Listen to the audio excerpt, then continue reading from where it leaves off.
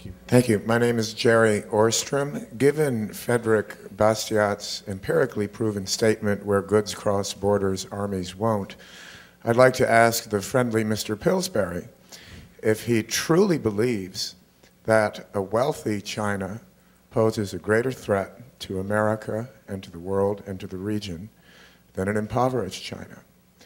Others, I think Mr. Mearsheimer clearly answered that question. I'd like to get your direct answer.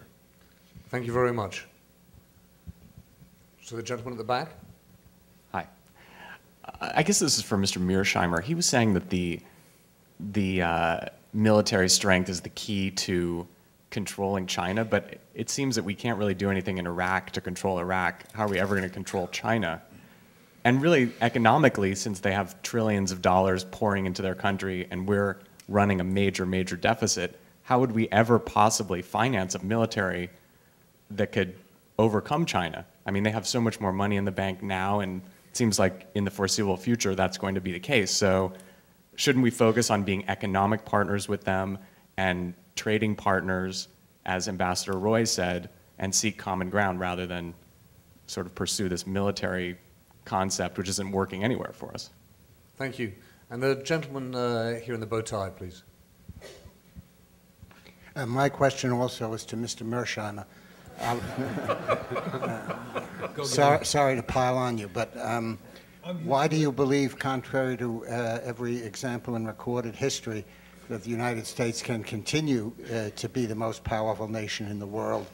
And in what way are the citizens of those countries which used to be the most powerful nations in the world, Sweden, the Netherlands, Great Britain, any worse off now that they are no longer citizens of the most powerful nation in the world? Thank you for that very understanding question. Let's start first, though, with a question for Michael Pillsbury about a wealthy China surely being better for America and the world than an impoverished one. I prefer a wealthy China to a poor, angry China. I think the issue, though, is not wealth. Just joined our side. It's an even trade. State Department's always seeking new allies. I think the issue is really democracy.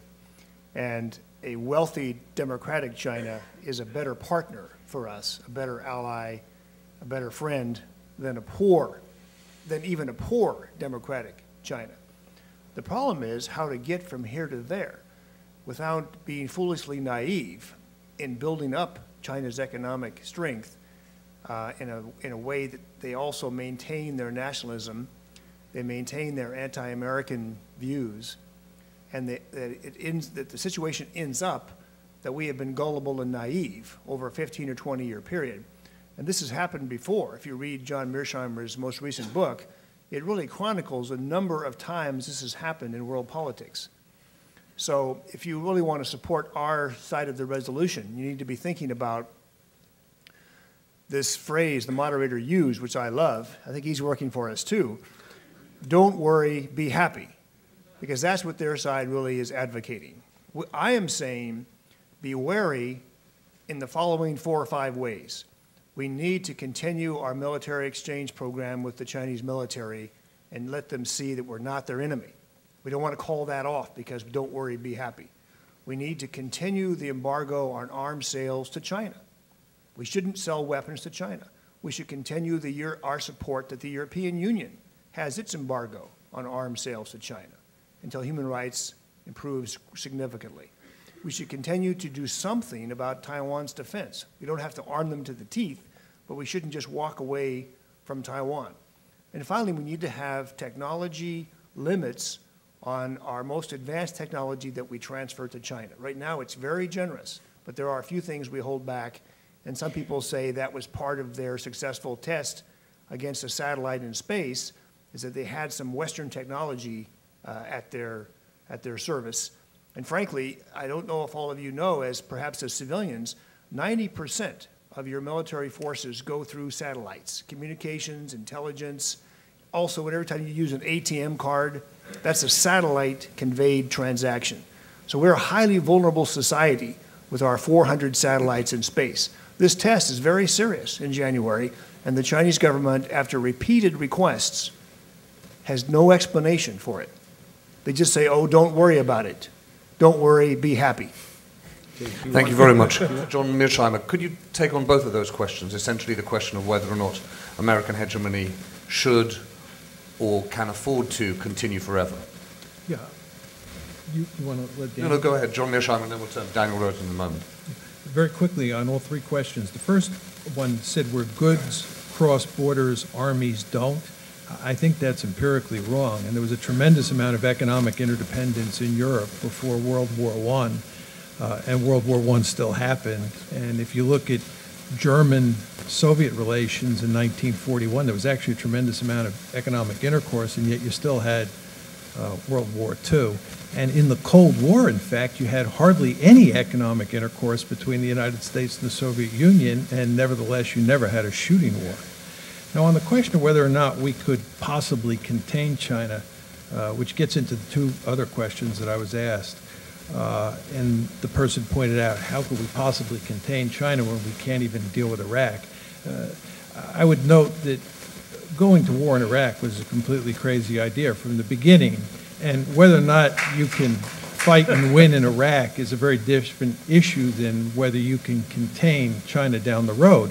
And the analogy I would point to that makes this quite obvious is our experience in Vietnam, and at the same time our experience containing and defeating the Soviet Union during the Cold War. The Vietnam War, like the Iraq War, was a completely cockamamie idea, but nevertheless, the United States, even though it lost in Vietnam, still won the Cold War. And there's no question that the United States should avoid fighting Iraqs down the road, but it clearly has the wherewithal to finance the defenses to contain China down the road. And this gets to the final question, which is, can the United States remain number one forever? And if we don't, will we be that badly off? First of all, nothing's forever, so the United States is not going to remain number one forever.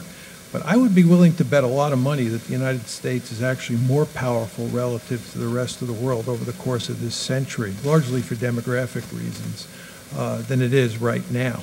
A lot of the doomsayers who say that the United States is in real trouble down the road are simply wrong, in my opinion. And I think a powerful case can be made, contrary to what we're talking about up here, that China won't rise anywhere near as much as many people think it will.